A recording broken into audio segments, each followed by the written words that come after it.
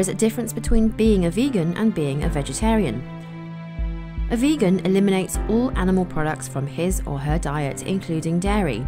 Those following a vegan lifestyle generally do not wear leather and avoid products made from animals such as wool, silk, and down. Vegans' humanity for animals is an abiding, overriding conviction in their lives. Vegetarians do not eat meat, fish, or poultry, but might eat dairy products such as cheese, eggs, yogurt, or milk. Lacto-vegetarians will eat dairy but not eggs. Ovo-vegetarians will eat eggs but not dairy. Lacto-ovo-vegetarians will eat eggs and dairy products. The reasons for these choices are varied and based on individual beliefs. In some cases, they're based on moral choices, and in others on dietary needs or simple preferences. A vegan is self-committed to upholding a personal standard of living where animals are concerned. The vegan will often go beyond eliminating meat, dairy, and animal products to become an activist for animal rights. Generally, the vegan point of view is that animals are not here to be exploited by man, and that commercialization of animals involves a fundamental inhumane component and lack of respect for basic life.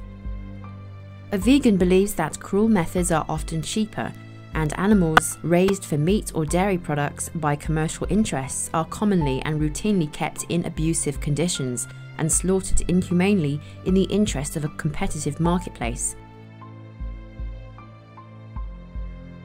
Both vegans and vegetarians will cite humanitarian issues associated with their choices. For example, if land used for grazing cattle was instead used to raise crops, they believe that world hunger could be easily eliminated.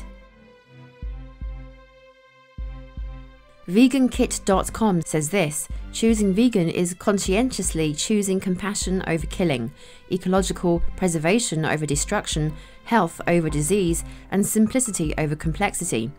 Each decision we make affects not only ourselves, but that of our neighbours, the planet, and all the creatures that share our Earth home.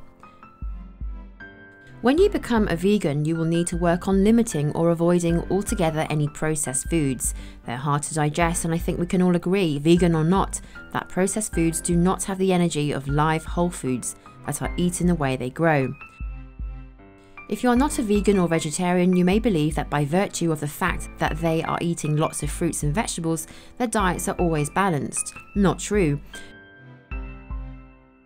Like any diet, a vegan diet can be complete and balanced, or incomplete and unbalanced.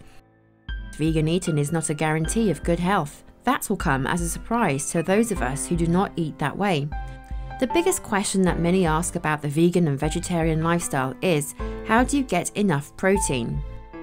Come to find out, that is a great question, because the process of converting from a typical diet to the vegan diet is mostly about shifting protein sources. Doing so is not as difficult as one would think. When it comes to non-soy sources of protein, there is a long list. It includes at least a dozen commonly available beans. Here is a partial list of them: pinto, black, kidney, red, navy, black-eyed peas, chickpeas, yellow and green split peas, lentils, Great Northern, and lima beans. The variety is endless, and this is far from a complete list. Additional varieties of beans including cranberry, cannellini, French lentils, red lentils, and more. These beans are easily found in gourmet, organic, and natural food markets. If you don't have allergies or sensitivities to beans, then as a vegan you should be eating them at least once daily. If you're not accustomed to eating beans, or you're concerned about digestive upsets or gas, start with small portions of lentils and split peas. Then slowly increase the portion size and variety of the beans you're eating. If you do this slowly over time, you should have no problems eating beans daily. So you want to know how I became a vegan, right? Well, it was friends' referral and suggestions. Then I decided to give it a shot, and I did really well in the first couple weeks. And I found it really hard in the beginning what to eat outside when I'll be between jobs or at the gym and at work. So first I actually started cooking at home, my own meal and preparing to take with me during the day. but I found like really hard to go out with friends, especially on a Friday or a Saturday night. So for me it was, I can be vegan, but I do not have to be a 24/7 vegan. So it's okay to have a slice of pizza on a Friday, or it's okay to have an ice cream that is made with, not 100% vegan ingredients, and I'm okay with that. I'm okay with that, and I think it's just being healthy daily and having that conscious. So tell us, do you practice the shake you do, or it's natural? Do you practice the shake you do, or it's natural? Oh, the shake was born with me.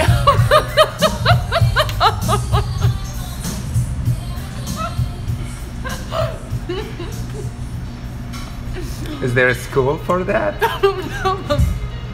You can, but this is the real deal. Is this a Brazilian shake, or is... It's a Brazilian shake, yes.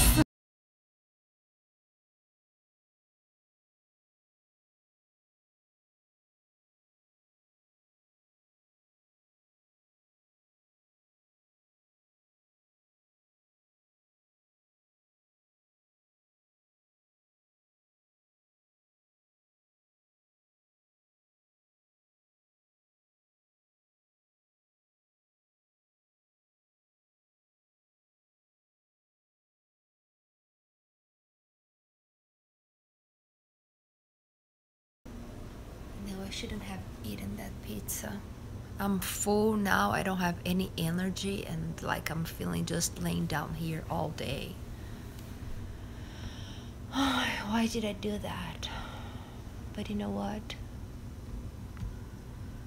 The best part was that the pizza was really good. Oh my gosh. I'm feeling really happy.